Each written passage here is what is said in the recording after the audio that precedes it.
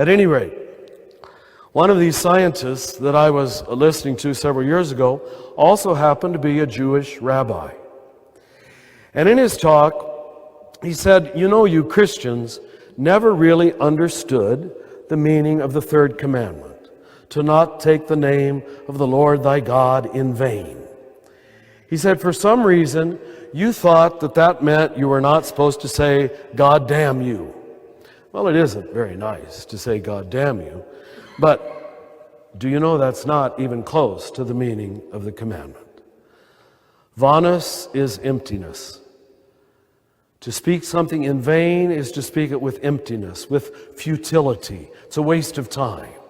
He said the meaning of the commandment, as it was understood for centuries in Judaism, was don't even speak the name. Don't ever in your lifetime pronounce the sacred name Yahweh. Never.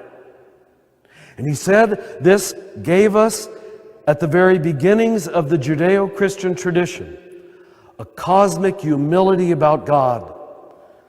That once you think you've got God in your pocket, that you understand the great mystery, religion always becomes, he said, arrogant and idolatrous, where we love our explanations of God more than actually falling in love with God, where God refuses to ever be an object of the intellect, but is only known by those who enter into love and surrender.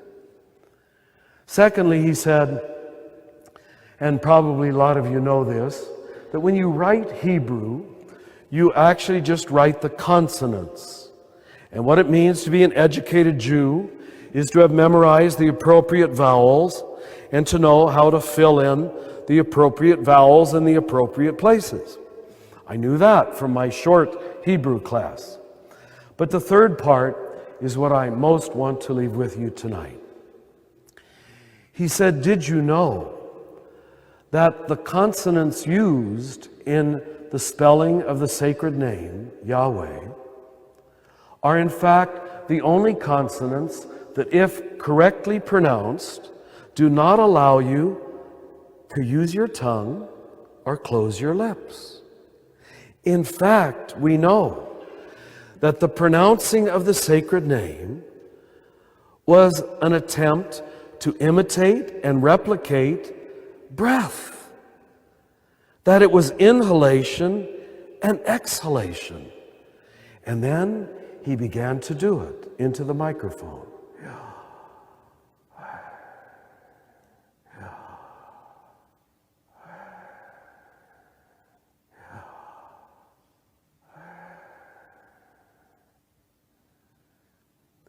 And in a few minutes, tears started being audible in the room, in a room of PhDs. I now give this to every crowd I can because it can change your life. It can change your life.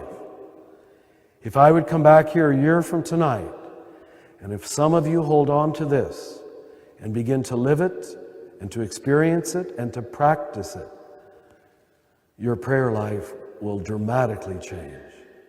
But notice, it has nothing to do with thinking.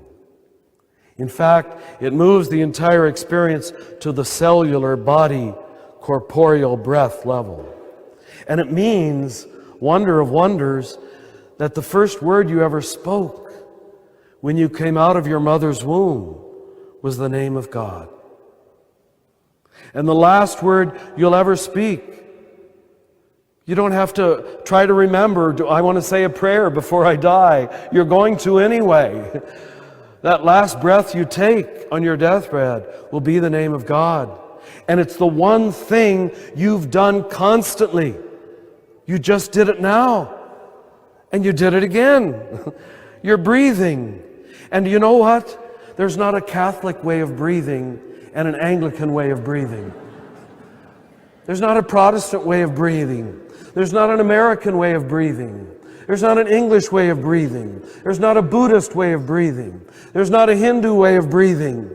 There's not a Muslim way of breathing. We're all doing this together And this wonderful God has made the God self that available, that democratic, that accessible. The gift is given. The only problem is the gift is not being received. We've made religion into a series of moral achievement contests.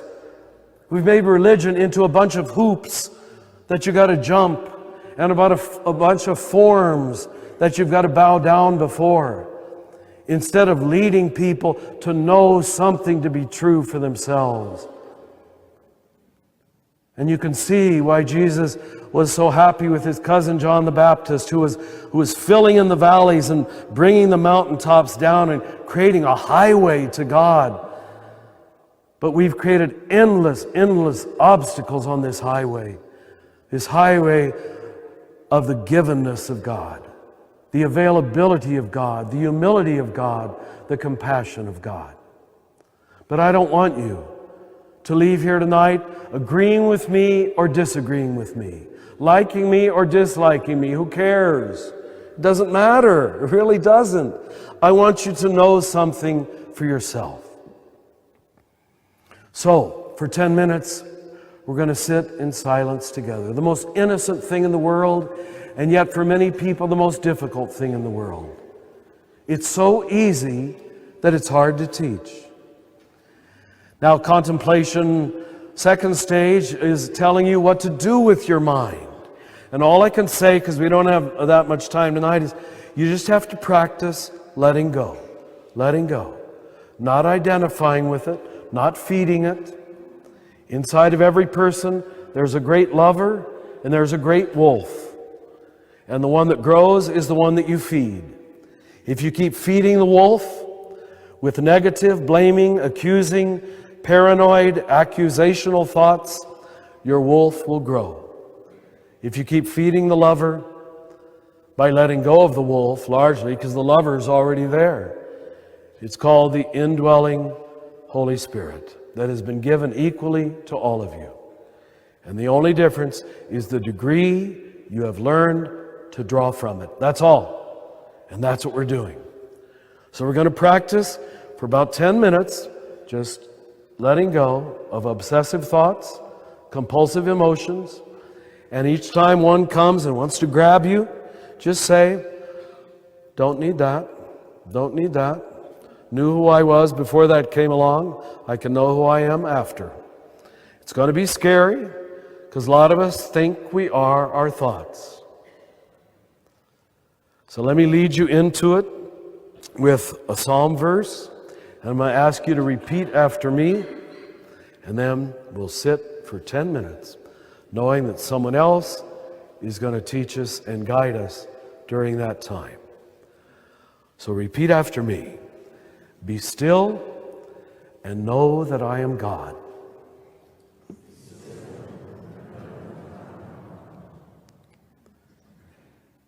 Be still and know that I am.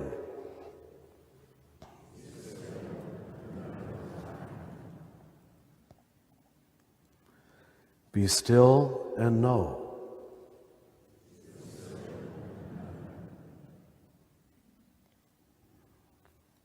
Be still.